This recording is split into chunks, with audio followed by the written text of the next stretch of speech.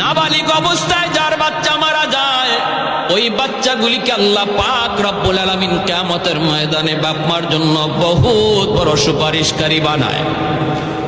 বাচ্চাগুলি আল্লাহর কাছে ডাক দেয়া কয়, মালিক, ও মালিক, তুমি আমারে দুনিয়াতে পাঠাইছো, পাঠানোর সময় আমার মা কত কষ্ট করছেন, জান বের হয়ে যায় অবস্থা।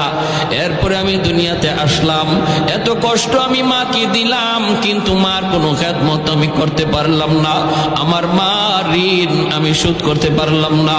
আল্লাহ, আজ যদি তুমি আমাকে জান্নাতে দিতে চাও, আমার মা বাবা সারা জান্নাতে যাইবো না, হয় আমারে বাপ মার সাথে জাহান্নামে দিয়ে দাও, হয় আমাকে আমার বাপ মার সাথে জাহান্নামে দিয়ে দাও। রব্বুল আলামিন তখন বলে, বান্দারে, আমি আল্লাহর আদত হচ্ছে জাহান্নামীকে জান্নাতে দেওয়া, কিন্তু